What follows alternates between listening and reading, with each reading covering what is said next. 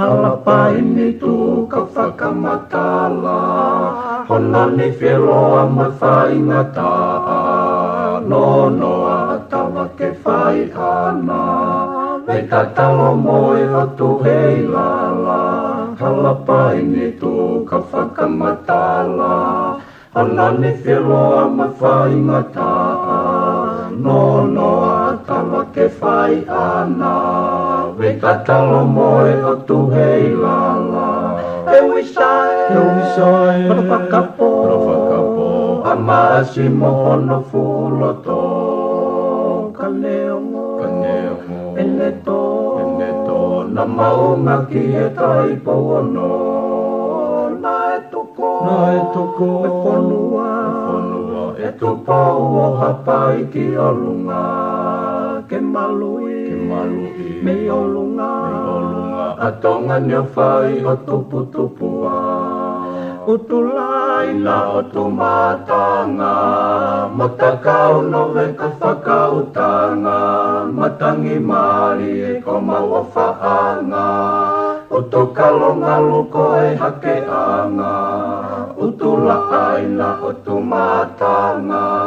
Motakau no veka whakautanga Matangi mari e ko mawafaanga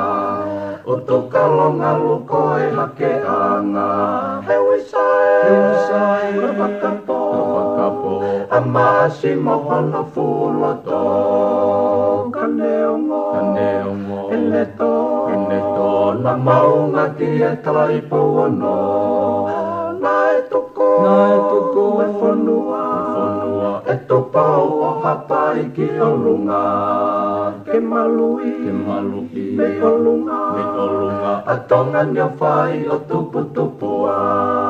Lele a moe mai ko mokotu Ko e whangwelolo a halai walu Sia ko ka foa alo i talau Lo se o fatai situ a o fatu Lele a moe mai ko mokotu Ko e whangwelolo a halai walu Sia ko ka foa alo i talau Lo se o fatai situ a o fatu Ewisai Rovakapo Amasi mohono fuloto Kaneongo Eneto Na maunga ki e tai pono Na etuko E fonua E to pao hapai ki olunga Ke malui Me olunga Atonga nyo fai o tupu-tupua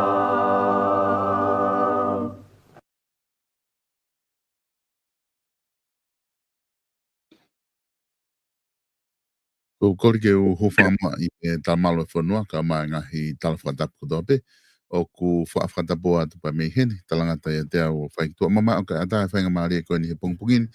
ke whahoko atai ha mo polokalama ko ia whatwhanua whaou ki he weekend ai ko I heni pia mo e eki minister Paula Piveni Piukau ke whahoko atai tau polokalama ko e ki ahoni te mangau e aki pe ai leo pia me he whetu udaki pia mo ia I he polokalama ko ia. Ahoni ka kua te tai lirei ma tai loto whiwhia. Kia tiki mo tolu kotoa pe ko mo kau mai ki tau kamata I he polokalama ko ia. Whatwhanua fo au ke wikeni. Ku whadanga pe ko ongo lirei atu pe I tau polokalama kia tiki mo tolu ki a pina. Taim ta tau pe ko loto ke tai lirei. E minister ki he pongpongin. Malo ta maa pongpongin I piven. Pia malo e ngā ue pia me tongana. Mo whewhe hake he whaasinga weekend ko ni pa me pongpong fo au ko ni. Ko ia. Malo bisol ba malo e mau whamari. I kore te te hu whangate whatapu.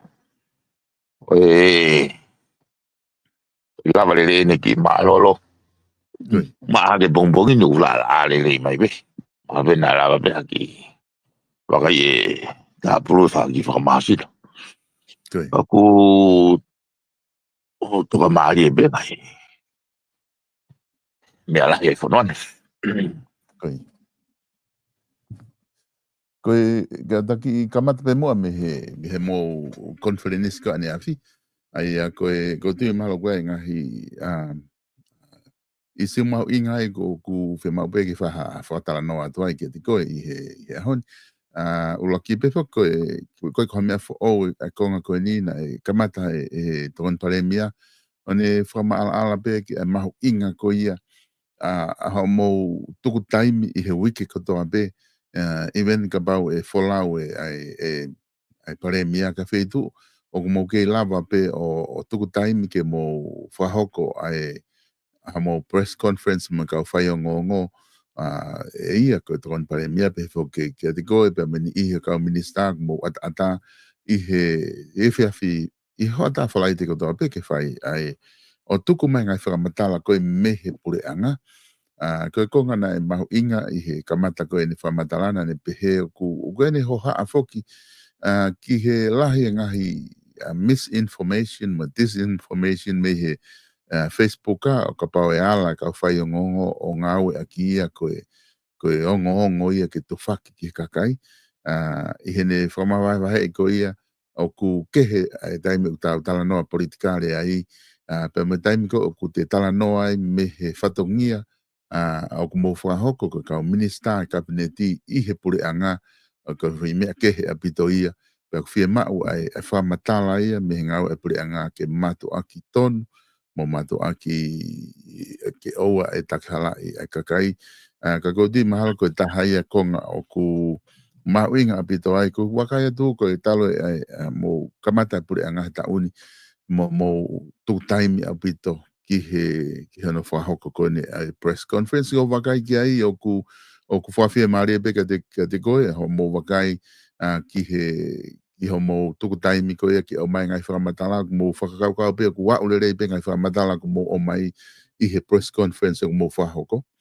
pe ku mo te whakakau ki a te whaunga taha e lama ki a ulere ia ki ngai whetu.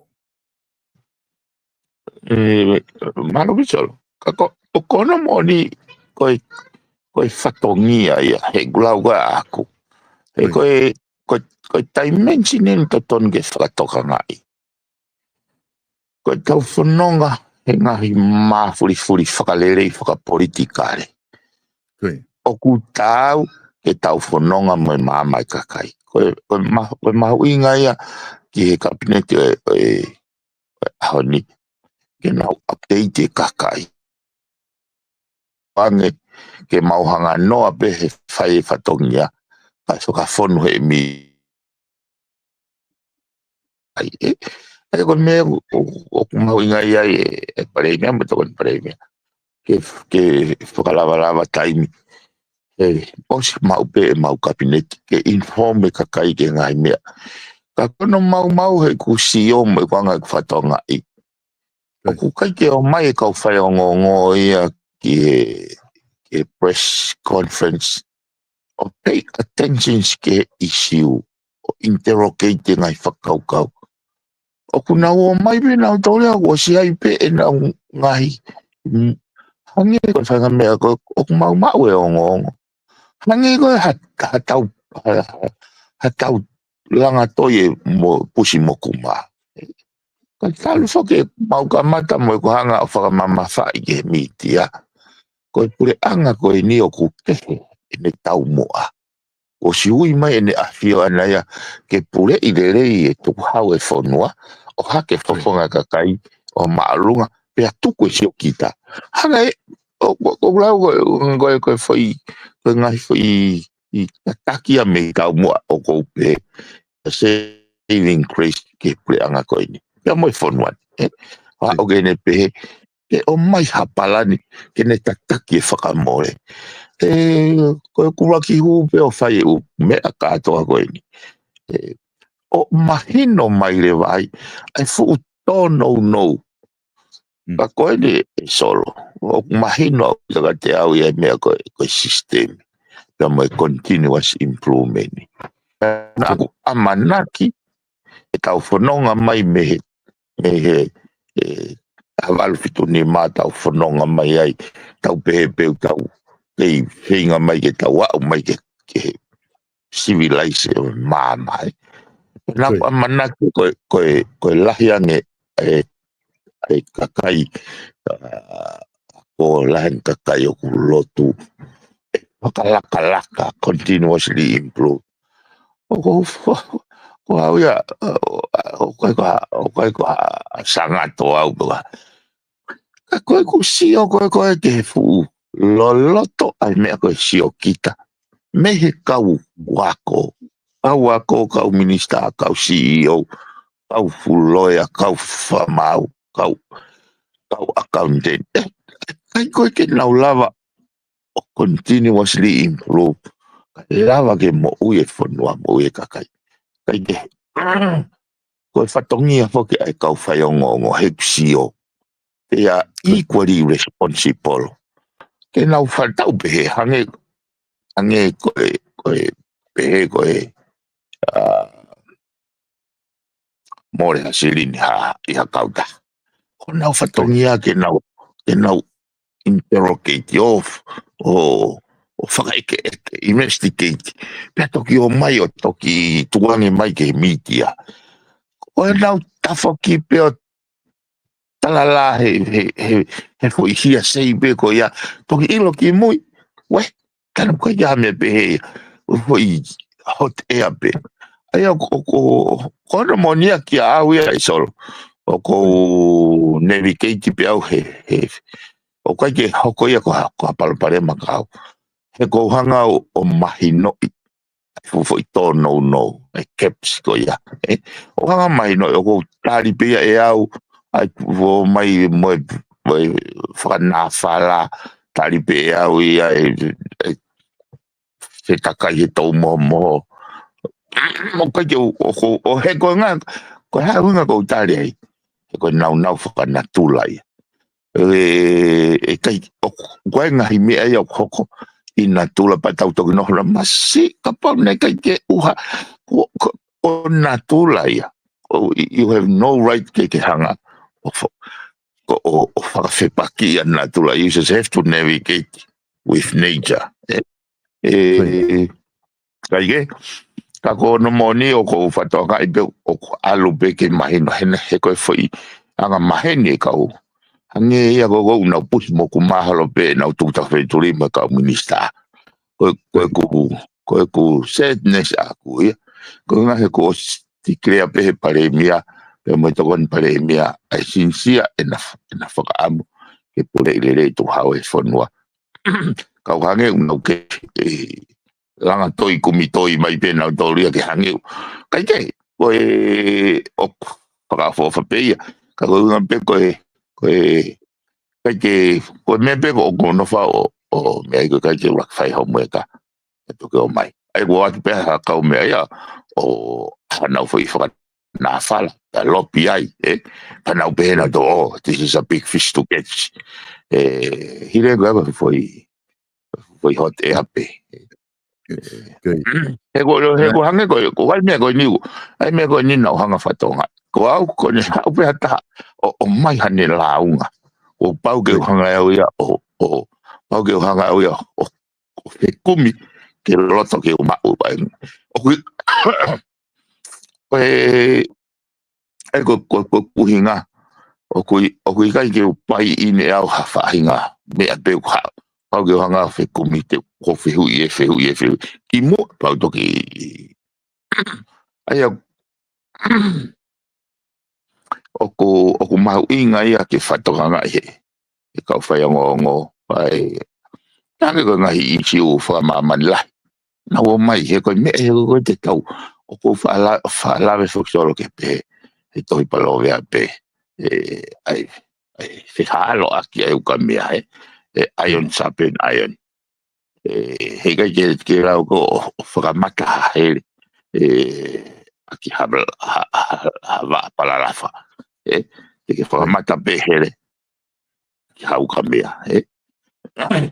pau pehepe ai sapene atamai ia ke ke lava ai ngai whakaukau o constructively criticize ngai mea o ku e pakotai mea ko te tau whakalaka as human, as society, as a nation. Ko e anga ia iksio. Oia, whakawhawhapito ai wakai ki hangi ko mo press conference ane a whi oku iai e tau kau whai o ngongo i tonga tau te whitoku nau kei tupu hake oku hangi ko lau koe kau pahangi koe kia hawhahinga mawhaskavenga ia oku nau fua mai ki he mea ko whahoko ke nau kunga ke nau mawhasia ai nau hau tau ataina pe oku nau whakahoko ngai whiu e nea peka taha ngai whiu le rena nau whai ho nau whatongia na nau whakaha ke tokon pare mea pe he whakating modol kabineti oku nau whenga ke whai ho nau whatongia ihi e nau whakaeke ki ngai ngau e whai he pure anga ka oku lahi anga he potu ngau e oku nau whetu utaki ki ai oku te o mai ngai stepu ia ke nau ka mai ngai mea ke nau whai hange utaki lo ngai whetakai ka nau toki lawa au ki he CEO ka pau ka toko tahai au nau loto ke nau whai ke whai ke pak mo an pehe ko wai ngai whatongi ai aku whai he kautake pule anga ka ihe ngahi taimi ko whia maua ki nau tole ngai whai o ngongo o ko tiu o ko pau peke whai whenga aki ka lawa ke tuku atu he kau whai o ngongo ai mea toto nu mei he wheitu uko o nau whia mau me ai ka pau ko wheitu uko ia ko pule anga he ka pau he kai ke whakawhainga maari ai ta aki ko ia e pule anga ko e hoko ia ke mele ba hoko e alo nga hiongo fa mahalo pe alo nga hiongo ni tu fi mai me Facebook ange ko ina fa nga i to kon pare mia o mo le apito ia sol ka ko anga mahini ki mo ko fa to nga i pena me be to kon pare mia ne o open toa policy ai pule anga ko ni o ka ke ko foi anga maheni fo ke ni ai ko anga maheni pe ia ke ka fa ngo hange ku tapu ha ke na fitu ta nga to na to ke minisa ki au hala u bitoia fitu ta ki bena to email me to tropo me na fe mau ka lava minisa fe ka we CEO me ne ka nga we ke na respond ke u me ko ya he kono mo ni ka ko foi fainga mindset ia o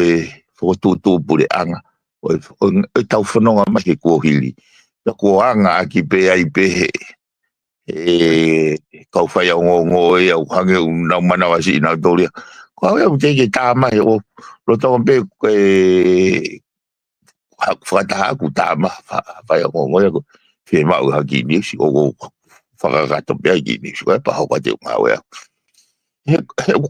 o ko ngoi tau ataina pe pa o ngoi fie mari e pe kui kai te aha ku whainga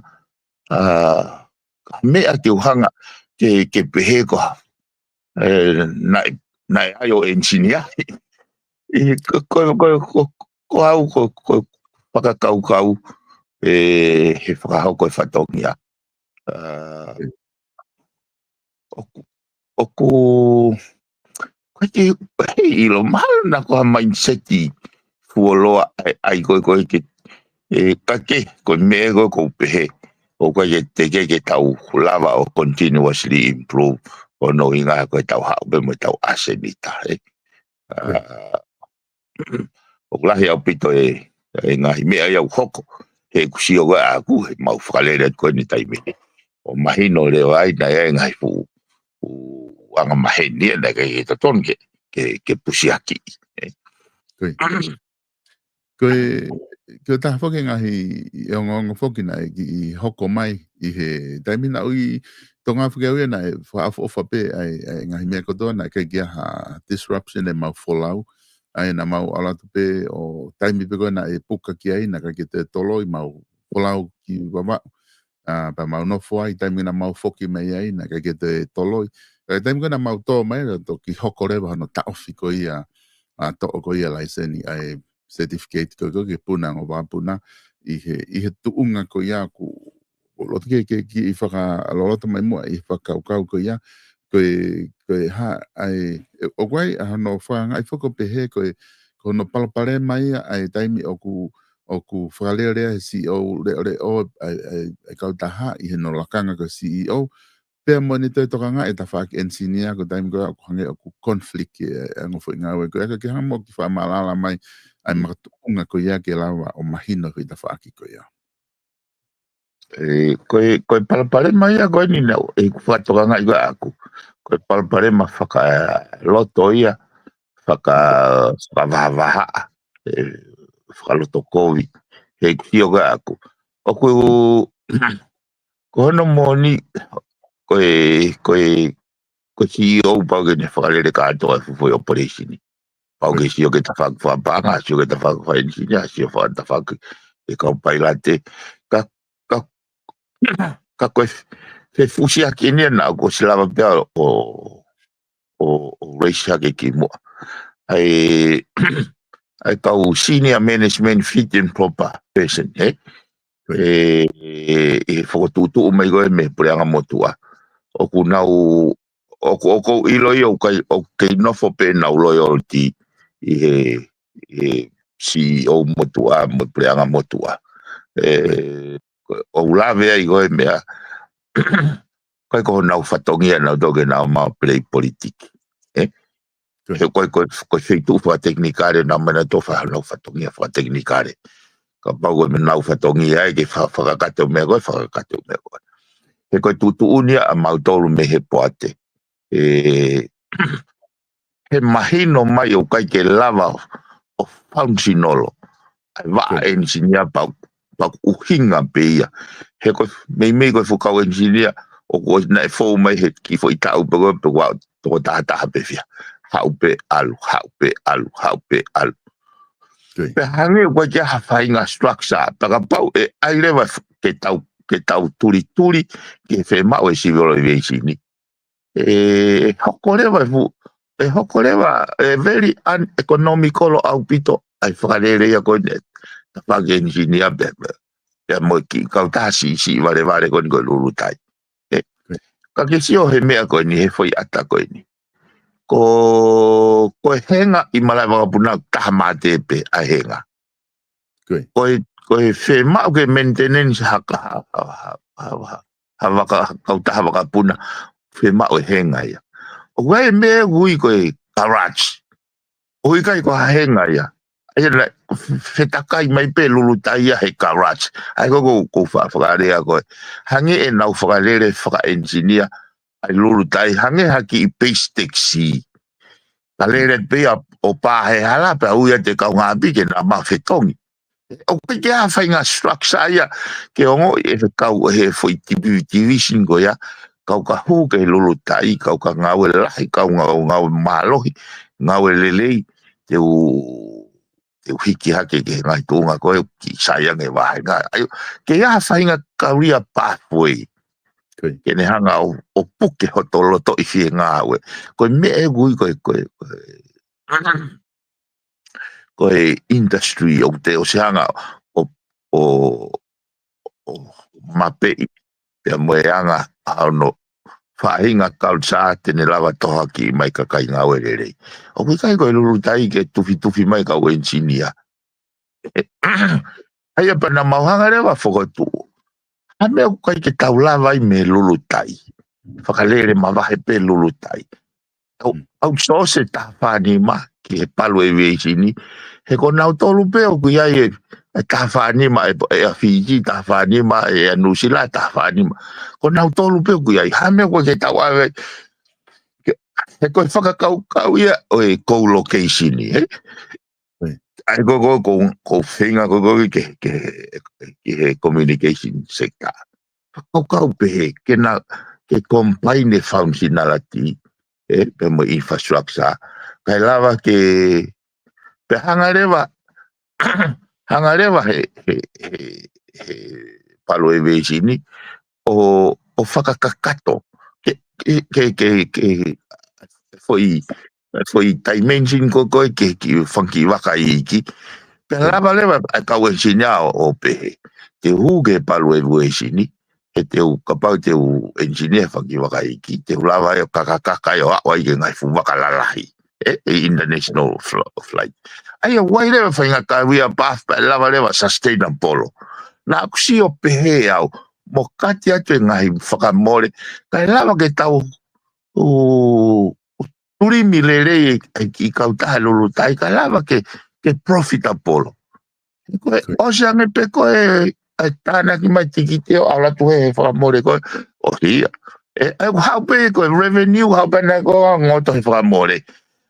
Ko me ko whainga ataka ia ko whaalawe ko PC doing nothing. He taingo ko ki e lawa yo o ate tale ni te ni mapa ke hao mo o ngā wai mai ho revenue to tonga whaamore to e ho ni mafou ke tupu ko he nia ko he alat pe mo ne tale ni te ni ma o whaamore ki to tāna ki mai ai ni ma o to tonga pe whaamore to e kamata fo ko uhi ngai ko mau inga ko ki he preango ni ke palani lelei fotutu lelei ai mo structure mahino te ne lava to haki mai ka kailere ko hanga ko he civilization ni lo te ke mo fanongo to ta mo to ko hoko me ko ya I tongan ke hanga he civilization ni o pul halaisen ko me be mo fanongo mai ai ko exiteni wakapuna ai ko me ene to ton ke lava fa half ka pa na pul he civilization ni o fai ho na fatongia o pul ai extended ke mit ka to glava ke puna o ko pehe ko tapua ki ia ke fonwan ta wil ha ke pe o ko na kilo to mamai o pehe ku na fra politikare na pehe ko na o mai fanga hinga vai o ta ngo na usio vai ke peten ke mena hoko mai ke mo ha wai pe ko issue ko ni tenes hanga o draw attention ke pay attention atau stakeholder ko tope industry ko ni mahuinga ke tau meet extended ke ensure a safety for fatongia airline industry ya na ku neongo mai ngai pressure me ngai I kau mai kau pisinisi ko chena na pulu ko suspensioni na puna pe vakai ki vavau ko vakai ki vavau ko vakai na haya mai me no sila me sete mi ko na fenga wa na dol me ta fani ma ko ai palu e vesini ko ui na mau fekau ka hange ku a mi o holo ka nga we ko ke no ko fekau ko he CEO ai foi transition ni ke fetuku ai wakapuna pa mo CVC ke fai he henga ai palo e ni o fai ai foi a mi o ko ia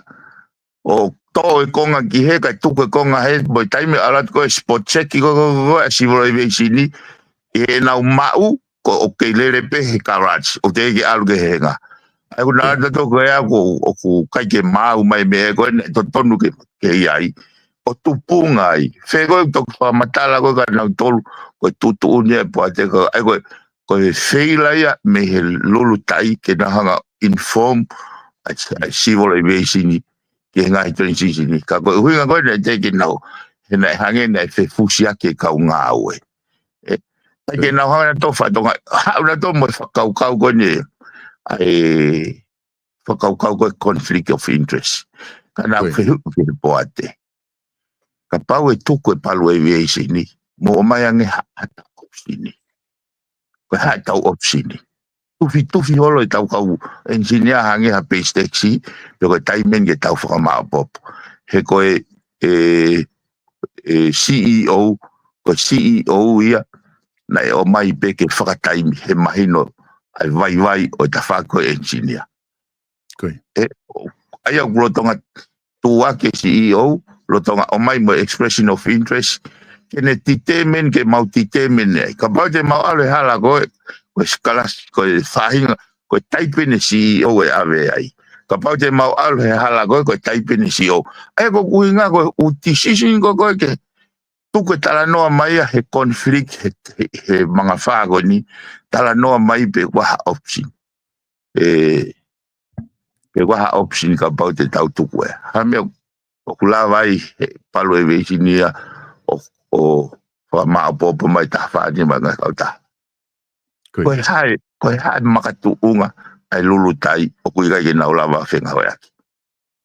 after all koe time o nau palpare mai nau kore peke tafa ke palo e veisi nia koe kia au koe mea whainga mea whakaloto o he kono moni naku o i au pito solo iku e naku wai iku a manaki mo iku whakaamu e whakaivia a kautonga i he industry koni whaka opo i nau tolu he koe whairea koe nau ngau koe sainesi ai lava ai lelei lahi ange mau he ngau e whaka tokolahi e ngau e whakawhaituitui e iai pēna o ngahi lerei whakawhaituitui ka kono combine ko ia ta combine effect o e nau whengawe aki ke tau build ha mea a tau tolpa tau tutupu o wili fia o ko certain i mga whago ni mo uksio ke malo yang mo kei privei yang ai small island mindset ai fe loto ko aki fe tau fe aki en e fu konga mama mo civilize ko ni o hange ka wi te ke tau lava tau tolia o fe tuku hake me sio fa fo tui ke sio fa community fa nation ke ha fa nation o right pega very u ke tau ngo ke tau lava o tore reiti a ko tau ke ko ui ko purpose o malunga ai fa nga me pe ko sio o hanga he foi situation ko ni o hulu i mai ai fu to no lai o ka ke hanga i lo pe ko ha kai ke o fa foki be fa kau ke mau inga ko ke mai no fare area ka mo kautaki ko ngai fare mo ngai fatongia o mau ia i ko fa se vaniti he kai ko me bene i kuki ai fa ho eiki ke aluhi fo i pe awen ke feitu fa teknika re o ke fa i pe mo i fa ho eiki pe ko fa ofa e inu he kakai ke ko anga e uksio ka ki au foi manga whago lo to lahi ai civil aviation ni ke nau pulu e paraki hange ha foi pi koni o une whakatokanga ka hoko e ka tapua ki heksio ka aku e une hanga re vai no wei ngai waa ko tope stakeholder ko tope e nau turi o wai mea gui ko airline civil aviation standard ko standard ko ya ko ui ko whainga masa tuki e whatongia ko ia e heia me folau waka e sol ka hoka palparema wai whanki waka life card o kulaku ki tahi te nau hopo ki ai ka ke lava ia e wakapuna ka ke lava ke hoka palparema pa laku na toga whanki i life card i ke nau heka hai foai kai he kumau e wakapuna e koe uhinga e koe mau inga he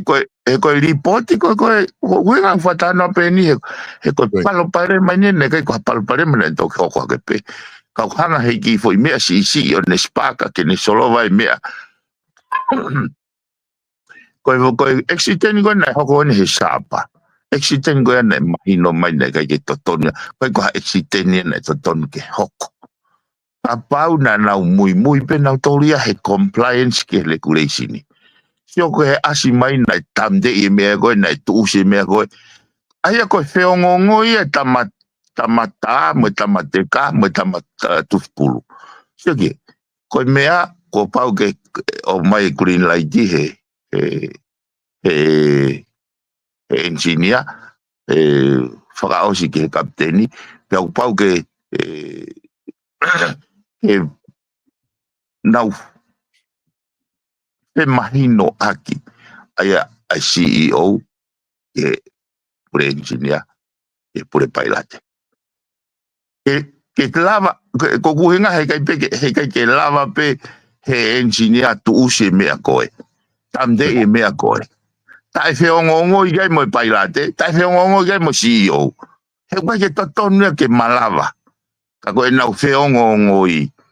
Ko uhinga ia ko tala noa aku hanga he pressure. Stress whaka finance. Ko uwhe mapuke he CEO ia, ke puna waka ko ngā koe wahe kau ngā ue. Whema, ayo, kene pressure, koe mea koe asika, mea tatau. Whema uhe kau politiki ia ke puna, ke wholau e waka.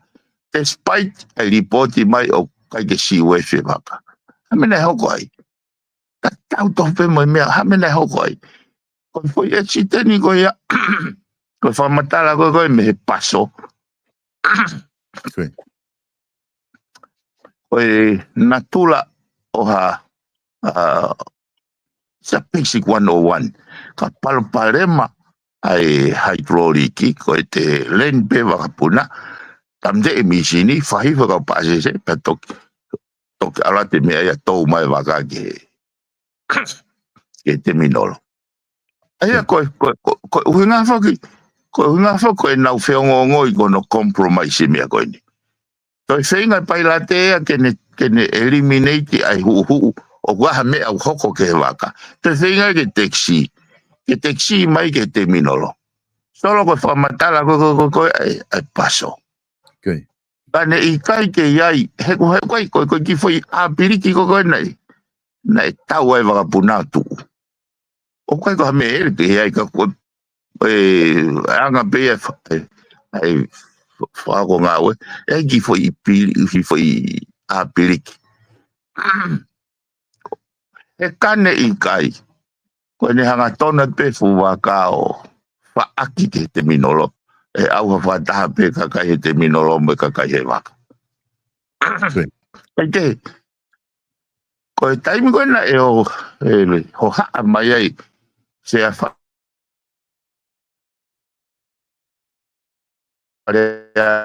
rea koe minista lao koe tae mou pehe u whakapoto. E lele yange ke disrupt e tau ngai business as usual mo tau schedule. E lele yange ke disrupt ke suspension loko accident.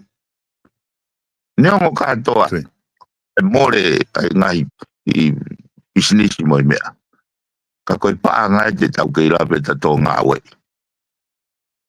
Hene whakakakate u mea koe ni. Ka koe mo ui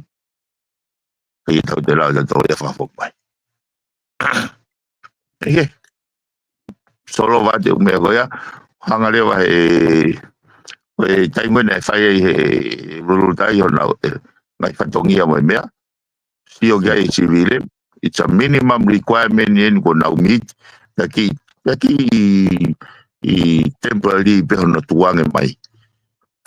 Ki window ke nau lava o whahapo nau whatongia. Ka ko pau peke nau. Ai ko mena e whemau ke ia ha proof ia o gaha kau engineer for recruit mai. Ai mo kau pilot for recruit mai. Ka koe taimi lewa e na mau ongo ia o whiunga lewa ai ua miliona na mau kore ke hoko koe mai alalo he supplementary budget ke insekia koe inasia e pureanga. Ai o lewa ko mau tisai e hukife. E kono whainga ta afok solo na eke mai ka au he wawhi poi ni maa pe awe ke privacy i tāgo tāng. Whaingo fua ta whakatala noa e koia. Whaingo fua whakatala noa e koia. E kono hinga koe whakatala noa ia ka pauna tau ke i wafu. Koe taimi niu tau loto tahi. Koe loto tahi he kuhinga koe aku. O sea e ua tolu miliona e pureanga. O sea e hongo furu miliona e ai retirement fund. E hanga whewhe ke tau hanga whakawete vete. Ke lava o hoko atu ai whanonga lulu tai pia whakafoki mai he kautaha koe ai paanga koe ni ko o singoto ai. Ai ko uhinga ia koe o kui kai ko hawhai tutoni whaingo fua. Kai ka fai to tun si ka ku mau fai ho mau le ta he ko mau tolo wi se fai to toni ke fa ka poto ai mau fai to toni Koe. Ai koe tu he dai mi mahino ai whakamatala no ko ke whahauko. O ku ai koe mahino mai ki te mahino ke au whanongo ai koe lulutai. O ku iai pe nau kau ensinia nau tauria ku recruit lulutai. Ka ku kai aha nau henga nau tolu tawha nima koe ke tala noa ke ai koe palu every sino koe nau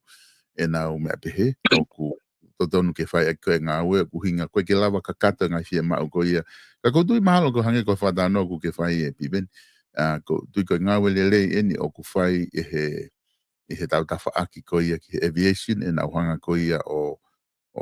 taofi ko ia ai waka. Ko ngā ke malu ia ke mo ui ko e kakai he toki whai pe hono whalere e kau wholaui. O wai whihu inai o mai he taha ka deo SM nane e ke mai nai hae lau ki he whakahu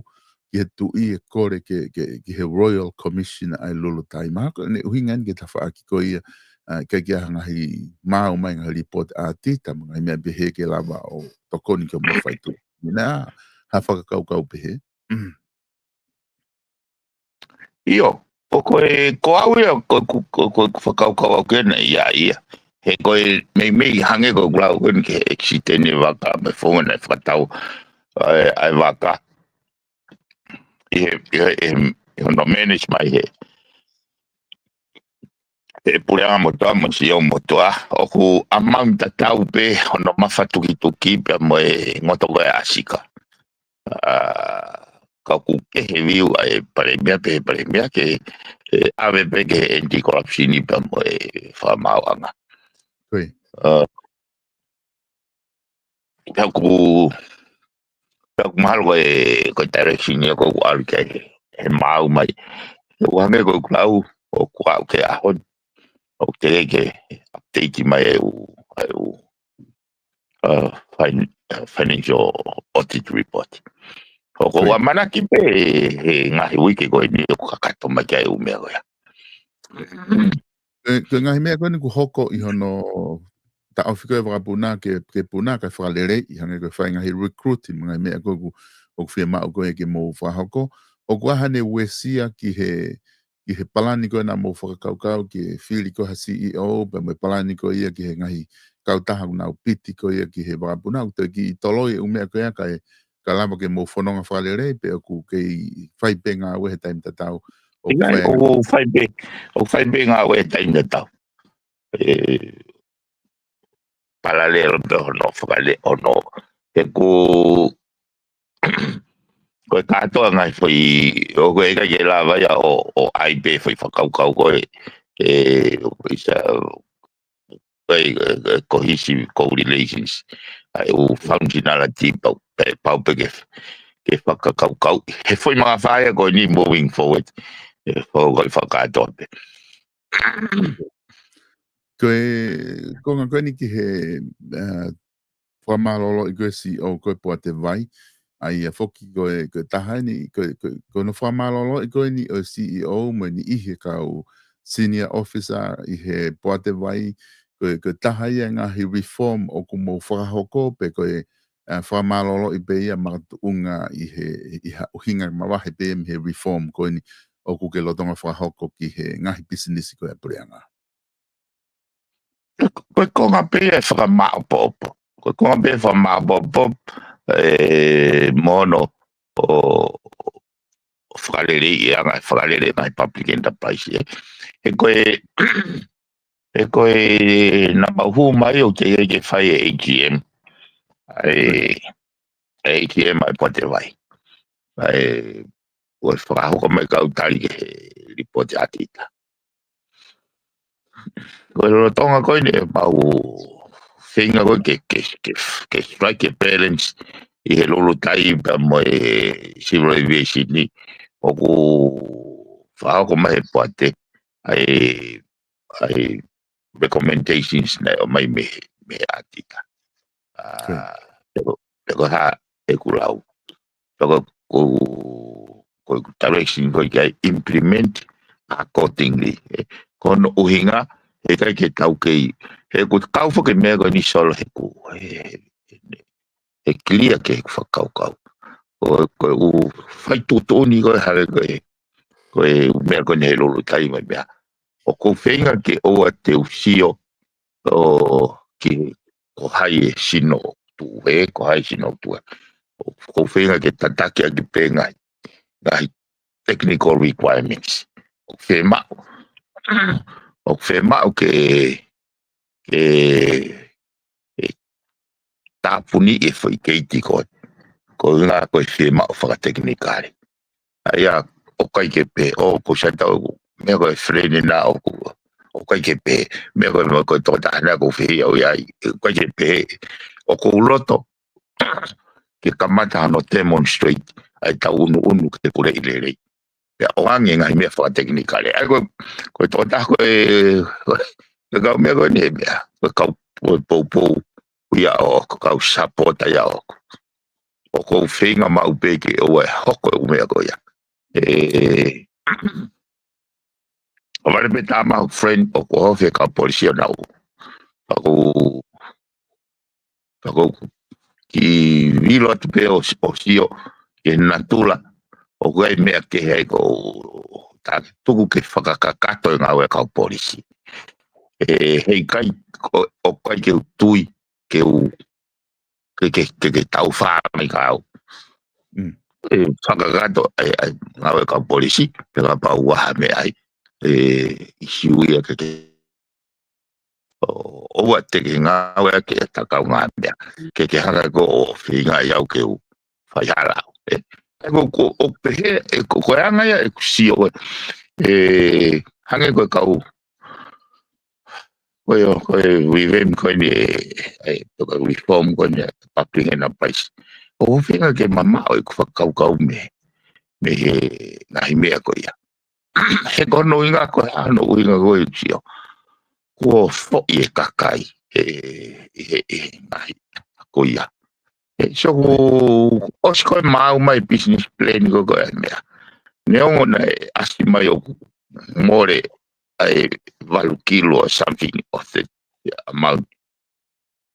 ka ko tai na o mai business plan o pluni mai ke to ngahi unnecessarily Aku kamata le wa no holoki ai vai a me hauraki o siulai ake pese te hiwa so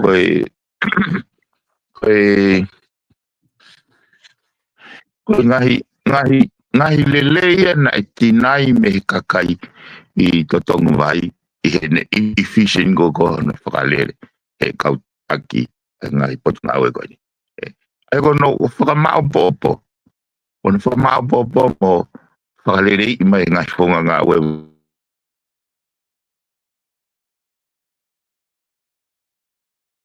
kai na hui ngai hono whakotu e ngai public enterprise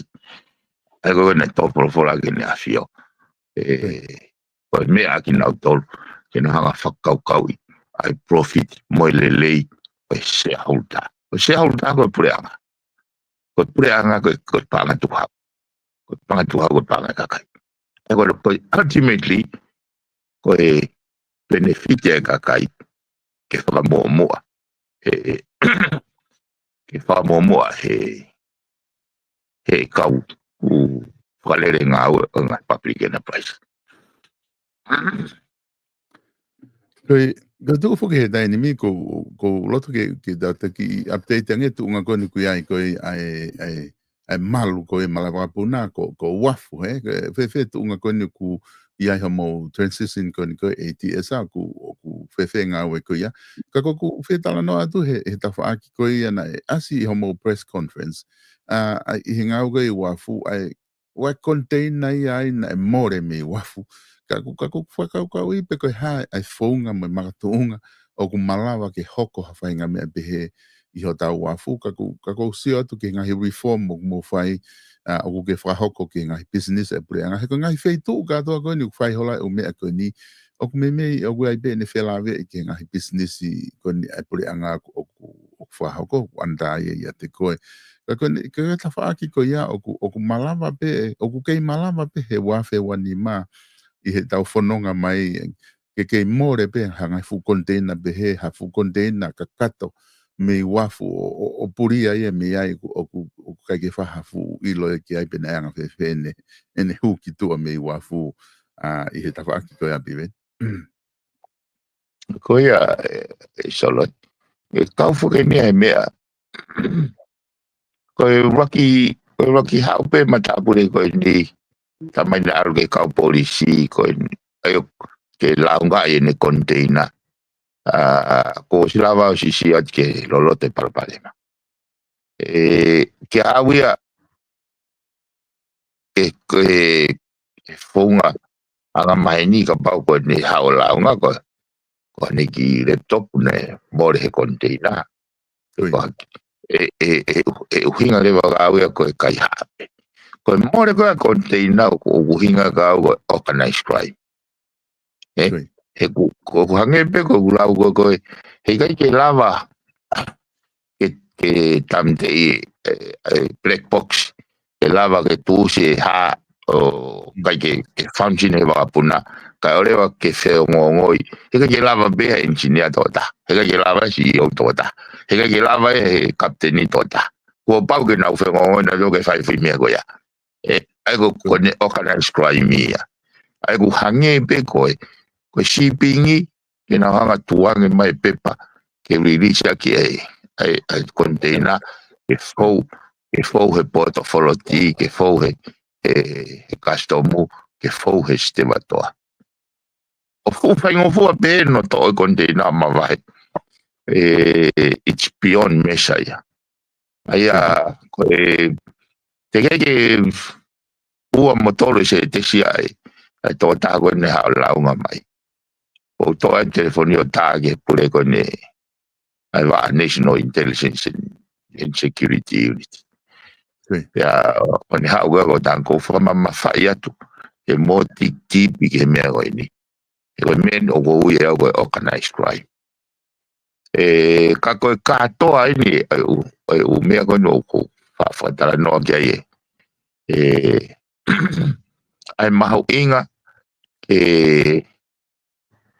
without the corruption he mahino go feo ngoi pe ko foi kalsaia ko motua pe ko mantu go mai pe ka ministeria o he ka sea o kai te fu loko fai hanga we ke fu loki misini ko loki misin ta tau pe na ia minister motua ko issue ke ai corrupt ai minister issue ke ai corrupt ai network e loki misini issue ke he ka tau no fo pe fo ta to lo be o sa no to mai minister go ga minister go ke corrupt ko ola ke ta tau pe he ko no nga ko fu loki misini ya ko fu ka kai ta tau pe ai ba ko na fe ngoi ko ngahi me ya solo ko fa no fo ma pu fe na ya fe ai takai mai ai kilo tahani ma mefi o tangutu he fu panke pure. That is not an act of only one person's. Ko pau ko fu network ke hu mai he marai wa puna hu mai ayo alu ka fu ka security o alu tangutu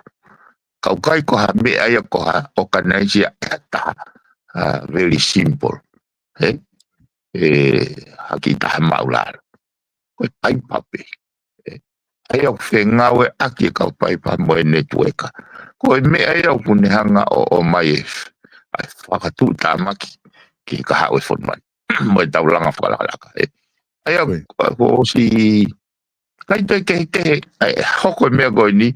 mo hoko go foi ono foi kore mai ke to mai magapuna te asa pate o ga ya makia o ki message ke ne hanga tulika e whakaukau ke hia uloloto ange ke me mea koni Ko konga be ta fa ma popo. Koe tawhaaki whoki o malofu gani ko lava o fixe e palparema koe nai whai e nai hoko i he system koe e patunga e mo ui. Ka ko whanau koe i he whamatala ko mo o mai i he tonga pawa. Lo tonga tau fia koe ia he mahino ko lava he poate koe ni o tuhuifo e tau uhila ki lalo o aluifo mo ki he te maa seni te tahaua mai mea. Oku iai pe mai palparema ku kei whai pe i he oku lava pe o kei hu ki he uhila ka koe mana si wheni kakai ka pau guai ha kulupu pe he oku na uno fo tāketi e ngahi potunga aue mga business e pure anga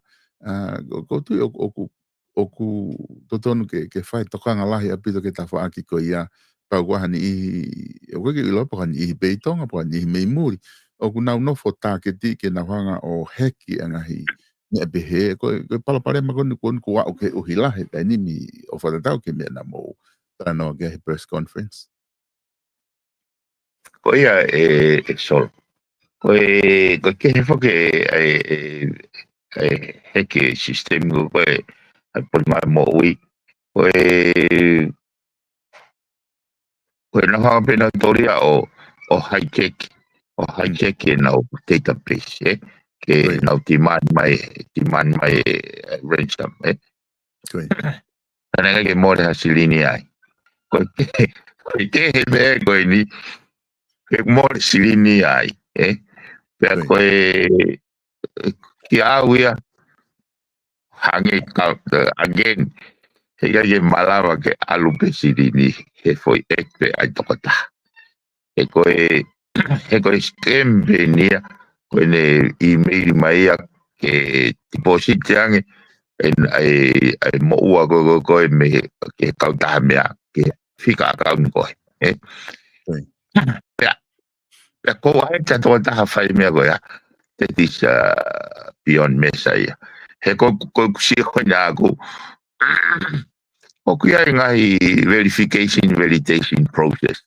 Quando ti spesi hasilini, especially that kind of amount of mechanism here, process and rules and procedures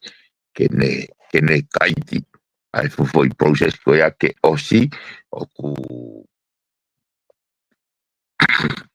kai ke hoko ngai me ka ko ha winga na hoko ai ki au he sio again failure foi processi dai to la hipe ai faia ko me ne tau ko si ko tai ngona o mai ai fitu taki mai ai au ta go gona ai gona to ton ke to tonga nge sirini to kua ke CEO mo management hange hagi me vale hange ko issue ai ko tango na to ko mai ai go ke attention e pote go ni ka hoko vai go issue ka fai le vai ngawe fa to lo ki ai no feta investigate ki na ku hange ko pehe ko o se me go ta go ka ni na ko lo to pe ai ko fai ai topanga ka hange ko glau solo ka pau hei kai te tauhanga o hake fofonga ka kai. Estuta pages o taungai whatongia taungai potunga awe. Koe the alternative koe takahau benefon. Koe kiu ke awia pe more koe ahe tok tāna peke to tongu hila. Aria koe hanga mindseti. Koe mindseti koe isi uia. To tonu. Na eke mai he kwa ahe ki pea ki ngandai whai kau i pea. Pe koe hai mea hoko whawhawhonga. Koe na tau loto ke liliu whaunga whakalere whanua. Koe lahi corruption. Koe ni tau liliu ne wano hango furu. Kei lahi ange petoe lahi ange corruption ia. That is a valid statement. Ako mana tu tau whetongi pe tau tolu administra Pe minister o whakakau ko ia ko political o appointment. Para pe taung tu rapa stem whakamoni. Ka koe fune tueka ia ko o si kakano pe loloto pe mo uiaki. Ai tatau ko ne whonu o si Indonesia. E koe konga pe nia solo hono whingai. Koe uhinga ia koe uhinga whukia e ku tau ka iwi. Ke ai hapalani ai hano mape titeila. Ke hau pe minister sio gamne mai noi hau pure banga sio gamne mai noi hau CEO sio gamne hau ka ngau sio gamne mai noi pe tatau rewa foi platform e tau awareness me tau consciousness ki hono whakalele oi pe tene hanga rewa to atu mata vai whaka foi tui ka koe kai ai pe tau mami o pe hono ki loki o tupunga e prevalence e corruption ko ni anu pego asipeke kakai ka ko pure anga ko ni ko pepe mo tuan I am determined mo pure anga ko ni ke without the corruption kana ufare kana tol mo hanga fato anga e mama fatuki o fatongia ka mo mafai na tuku mahene a fio ke mo fili kautaki. Papa te mo fili mai ha pato, koe pato pe. Kakapau te mo fili maha ikare, koe ikare, tene to lava. Kai ke lava fili maha ikare, iha onga o whanga pato. Ego poini, o uhinga ke waki whiwhinga mo i tau kakai, ke liriu tau kawota, liriu e mindseti, liriu mo te corruptioni, ke kapau koe fuhau haonga o wahenga koe fukau kaka pe koe kau sio kai pe te nau fili mai pe kaka mai o mai pe ke fasio sio mea ke kai aske wahenga e mau inga ke tau koe mego ko pe mau inga ai ngai press conference ke tau unu mai mama e kakai e whaka mamai ke ui mai ni a fio ke whakapoto e nau fili ka koe ke mahino ka nau tole mea o koko na whalele fonua ko ngai lau mari ia to ngai tai menji ni o hinga o mau inga ki tokanga ki ai e ka kai fono bimenda ki fa os ki mo ai fehu ko ni na o mai he to ta ko sale ya ko unga no ha ke fehu ko ni fe o ki pe mo ono ta ofi ko ia ko ai hopo ko va pange fa la ka pe mo tonga reserve bank ai o ku Volo fo ka no fa ha ko na fo itu tu ni ko ni homo wa o pe homo hoko ko prianga ka ko konga ni o ku o ha ke ko da ni mi ko ne fo to punga ia me fe hu ina fai lavo i he press conference ka akpa me to tongi loya mahal be ku fa ilo pe ha nga me hoko ke ka ku i he pe he ko ia i he press conference o ku ko report ko me fa pepa ko ki to tongi loya ko ke ma uia pa ku uhinga o mai fe hui ko ni ko inga ko time ko ta ofia ko yang hopo o te ke a ai foi isi ko na uhinga na algo ki fare hopo ke a o ke ma o fra ma to no po hai fai hala ko hai o mo oni te ha oi pe uno mai pe o mai ni ke me ko ni ki tala no ke loya o te puria mre ko tia ko ia o hange o ke ai pe hanga me ai o kai ke fu asle le mai ke kai fonua pena upea e whakauka ko ni ko mai fehu ko ni tana me sai ange pe ke tuange pe hopo ke alge a upo hai i he pange ko me pange ko o ku fai hala ke lava ke fai mo to ka kai ko ki tu neongo ko ongo ni mahema be mo ni mamata o nge ko fa matala na mai puanga e kai ke fa ilo he ma ai mata u he ma ka ko tu unga ko ke ma wai fa ma to tonu io ko lo te pe ke fa malala me ko ni ko hopo ko ni ko hopo lau o ko hopo ia be ko hai na ne kai sirini po e ko foi hopo te femeixini mau tai mi ka ko na o mai e loya ia he appointment he me akehe pe ha wai pe ai hopo ai lau ko mutu lau ko ni o alwe a maunia ko o to tongi loya i he lau miliona Ko foi dimension ya ko so mai fo ke minisa para ko paremia consultant me ATP ke ne fai frama pop mai ke kumi frama autotono ko ke fa frama autotono ya ho polau bo ko ai lau na ne ave me ko ki tua ko ai ne te mau hala pe anga ko ke ko ko ya ko dimension ko ke na ko tukua ki ie na moanga o rike mea koe ki tua. O lau kowi ia i o mau e kure piteki i siwea koe ia koe mea whaka he koe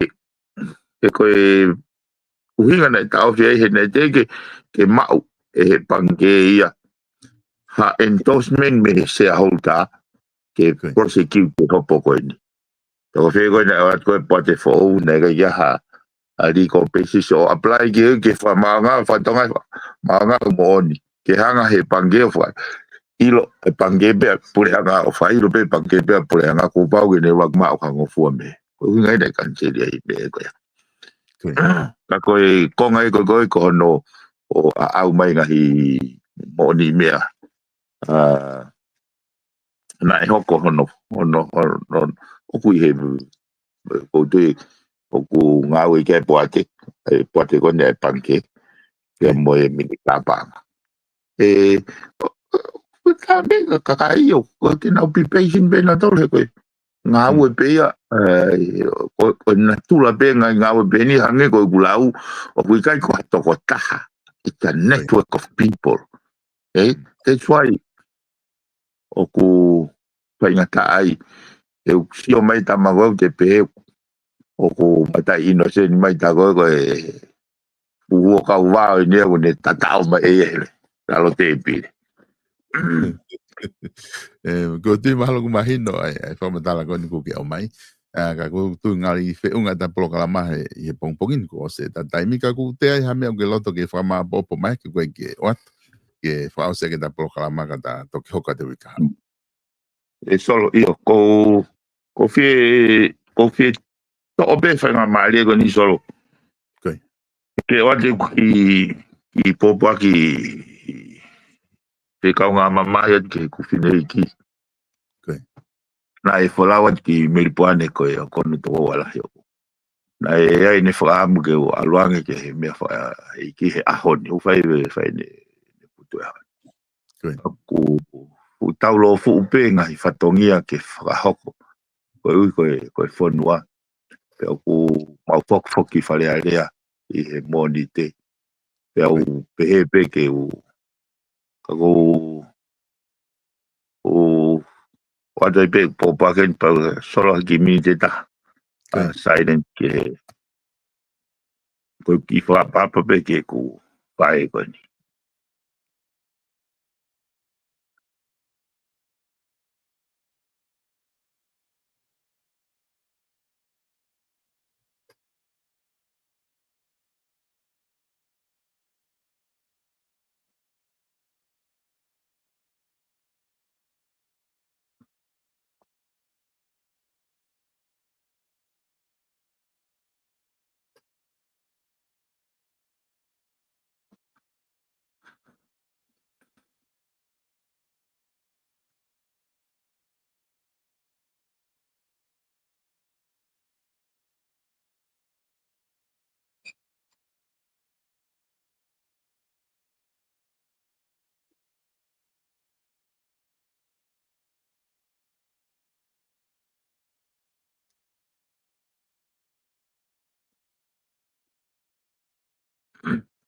malo so kata to ki hoko te au mal de mau fare ale to ki pokai falaite pokai be fa falaite kai pe ko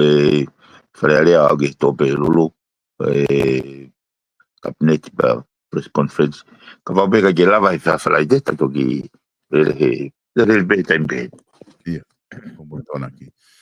malo bito piben fa malo at he labalei ko ta programa i he ahoni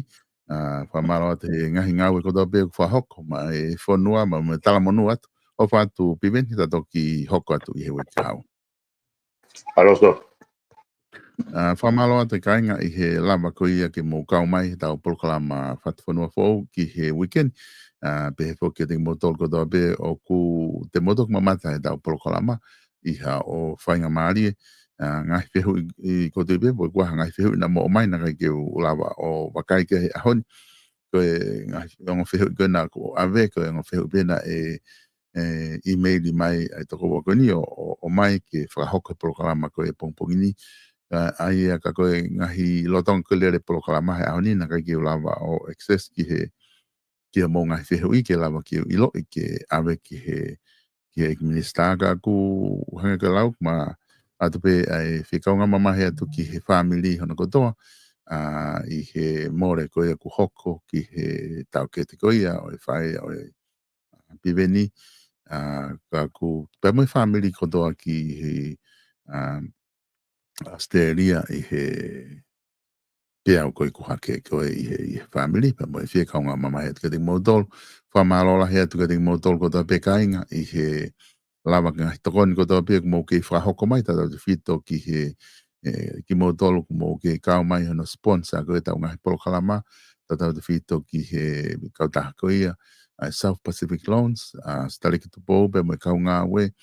I he noa walungeau walu hiba walu peka whika o ua koia o Cavendish Drive I loto manukau o kuiai ai kautaha koe ni koe South Pacific Loans pete ke lau peko hu atu ki he nau website I he tap.splnz.co.nz te ke lau peko hu ki ai o apply ha o fia mao se niti o ku mawha ui peko e minite taha minite ua o ki ngā ue ko ke whahoko koe ke hafu mea ia e lo ai ho whafonu pe lau pe ke apply ai ka pau te ke fia mao ke tala noa pe koe ki he taki ko ia o e South Pacific Loans I e whaiwhikau te ke lava mau pe ko tae pe ko he telefoni ko na noa walunge au valo hiva valo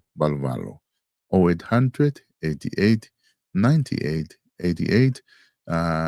talang te ke lea ki a Select to Bow te na whangarewa o hoko I ko he taim pe ko ia ke lava o whitu taki ai pe mo Select to Bow ke ngā tai ko e tau wharekosi ko ia I loto nuku alofa Francis Tickets o ku keifa hoko pe whatongia me loto nuku alofa toko lahi o tau kakaitonga ko lava ke mō ngau e tu mao aki o tau wharekosi pa wa te whamalo lahi ke tiki mō tolu ka pau te kei ke au ki ai whika hiva o e Whatawhihi Road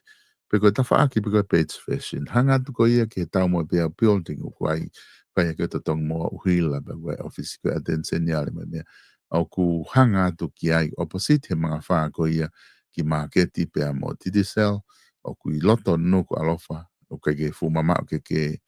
ya o ke ai pete ke hu pe ko ke ku kolo o ke taipe ai Francis Tickets pe ko Papa Shop in Tonga te ke la pe ko ai asia ke pe ai ka mo ha ke ai te neanga o atu rewa mo mape ke ya wai ki ai o kosia he olu. Whatonga e tau ngahi product ko ku iai, ko tui o ku tola he bito ki mo dolu o ku mo talamai, o ku handy, very handy o bito, ai product o ku I tonga, ngahi nau kosi, o ku si hanga whanau tuku he whare kosi, ke uti ke toi hela ia, ko taimi o ku vela, whakafoki whai, ho klipa, peko hea trim, peko ho foila, shaver, peko hape whainga mea o ku ke whima au, he kai te ke te futatari he taim lahe ki whafolau atu. Awhia ke pe koe I he Francis Tickets. O si mau pe mea ko doa pe o ke whia mau. Ke klasiko doa pe o ku lelei taha I he ahoni. Mau ka doa pe ai. O ki he klasikilipa koe ni whao he tainimi o e papelis. O ku uai ko hono fo I maka ko whamaka aki pe o whafonu. O si mau ka doa pe ai. Lapa ke pe koe ki ai he koe habe mea ku hao he tainimi o ku lelei. O ku mauhanga o atu ia, ke ofi atu ki a te koe I tongana. Koe product koe ngahi ulu, tata te whito ke Bob Wax, o ku taha ene ngahi product o ku ngā malawa ke mau ngā ea ki murini, pe o atu ki tongana, koe ngahi koe ke ngata he ne lelei, koe ke ne whakatupa ma funa ki ha ulu, oku ngā ue pe whakatatau ki kala koe popo eksango na wasi mai. Wai lanu klokula, lanu blue, lanu green vai, lanu purple, wai me lanu uli. Ka ngahi lanu ko ia oku takitaha pe, oku uhinga whainga lanu ko ia. Oku ai pe whainga vai mo mālohi i he lanu takitaha. Ko namlele ko works of the paniko to olu namlele abito daim de alcohol ai u hawata o ki ofi mai ko to olu tene namo i pe namlele works ko ia ka pau ke fie ma o olu ke hange ko vivi ku pe oskono ku o pebehe be ai be o wai be no fainga kala an works ko na ka ko hinga tu wakia tu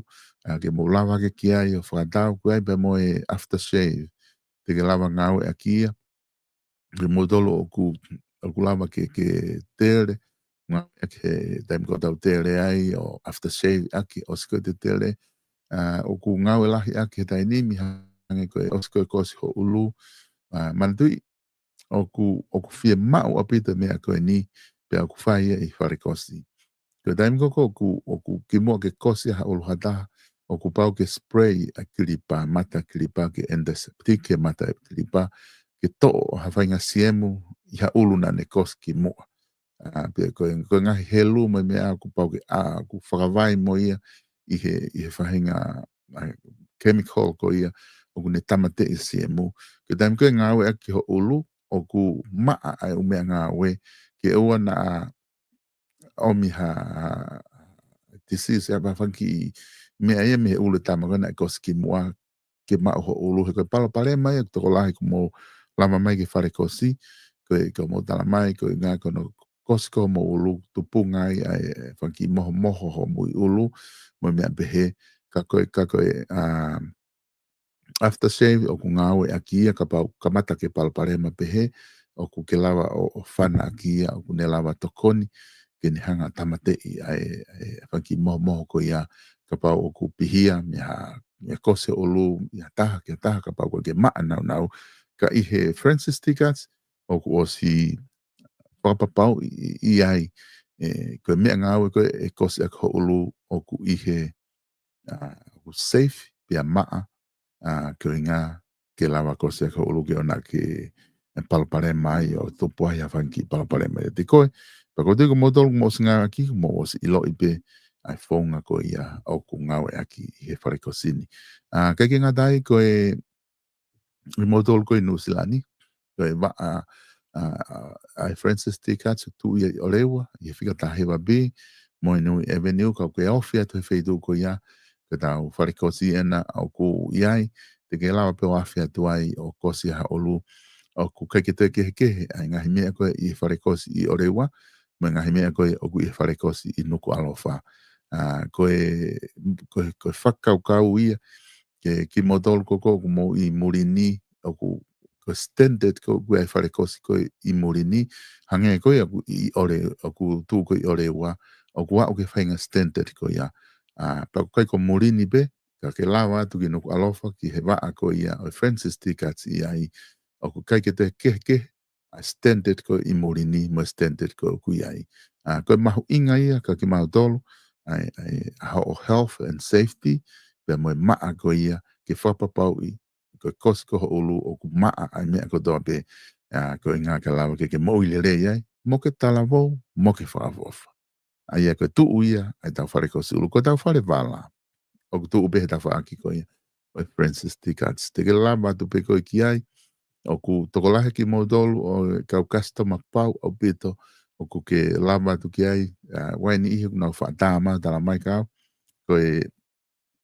kau follow up ki modolu o e whatwhanua fōu pe ko ngahi polokalama ko he Vipon Media o ku goni modolu ni whare koloa whai mau whatau wala ka teke hanga po whatau ngai ko ngahi wala ko toa ku o atu ki ai ko ngahi wala pe ia o ku mata lelei ihe anga e wakai ihe tainimi o ku mahu atu ki he whare koloa wala ke ne whea ho whea mau. Ko sene tau e whaa ne lele whare koloa ko tui o koe ki hafu palapare malahi ia e whihanga ngai mo ia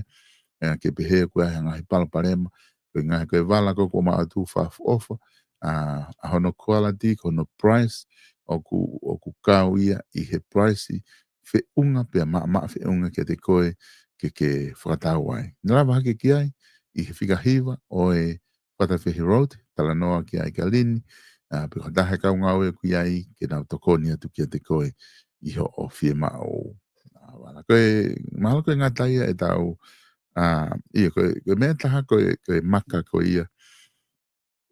taha maka koe ia tesi I loto Brisbane o ku ke tu mo lau ko tu koe ke ku o si lava ni ai tau e ua mahalo ai lele koe ia kau taha tesi ko tokolaha tau kainga tonga I Australia ko mo whao ngai ai whai whatongia koe whai tesi mak mo dolu I he maka ofa koe ngai monument he ne hanga ko o tō koe he ngai mala he ofa anga koe tui koe taimi o tau mate ofa ai ki mala ki whai toka ki ho tau ngahi ofa anga ko nau puri atu koe mea be taha ko tau toi ke tau whahoko ki ai kono whao ngai fu monument pehena whakangingila ai whare neongo ko nau osi I langi ki nau tolu ka ko tau whai pe koe ngā koe kei manat ofa ka te ki nau tolu au kuna o si mama o atu ko tui ka ke whakau ke whao ngai whare whaafofa pehena ke sila I aki ho ofa anga I malae koe ka tahta tonu ena ke whitu taki ki ai I he whika koe na wasi at the screen noa wha ua noa hiva whitu wha nima wha taha whitu taki a tesi e lawa tesi o tokoni atu kia te koe koe ngatai e tau polokalama koe ki ahoni wha malo atu ka te modol I he mea kota pe tau toki hoko ofu ke mo ma ho weekend lele sapate lele I he weekend tau toki hoko atu I he wiki ka hau ka mo mea